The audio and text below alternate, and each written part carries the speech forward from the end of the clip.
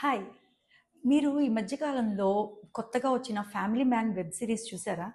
చూసుంటే గనక దానిలో లాస్ట్ 6థ్ అండ్ 7థ్ ఎపిసోడ్స్ చూస్తే ఒక వర్డ్ ఎక్కువగా యూజ్ చేశారు. అదే రీఇన్ఫోర్స్‌మెంట్. అసలు రీఇన్ఫోర్స్‌మెంట్ అంటే ఏదైనా ఒక దాన్ని బలపరచటానికి ఉపయోగించే ప్రొసీజర్‌ని రీఇన్ఫోర్స్‌మెంట్ అంటారు. సో, అసలు ఈ ఒక ఎగ్జాంపుల్ చూద్దాం. ఎక్కడెక్కడ రీఇన్ఫోర్స్‌మెంట్ చేయొచ్చనేది. రీఇన్ఫోర్స్‌మెంట్ అనేది మనం ప్రతిరోజు వాడుతున్నదే.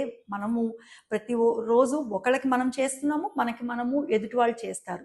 సో, అసలేంటి రీఇన్ఫోర్స్‌మెంట్ అంటే?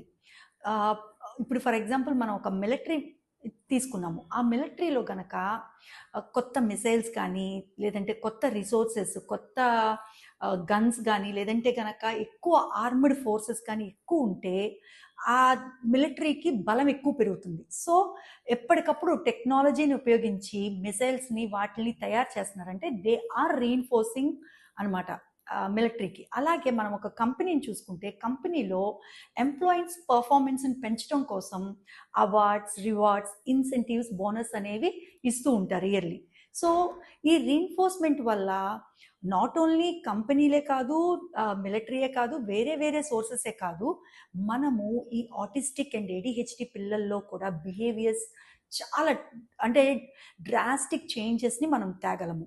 సో, అసలు ఈ రీఇన్ఫోర్స్‌మెంట్ అనేది మనము వాళ్ళకి ఎలా ఉపయోగిస్తాము? దానివల్ల వాళ్ళల్లో ఎలా డెవలప్‌మెంట్ ఉంటుంది? అసలు రీఇన్ఫోర్స్‌మెంట్ ఏ రకమైనవి వాడాలి అనేది మనం నెక్స్ట్ ఎపిసోడ్‌లో చూద్దాం. Thank you.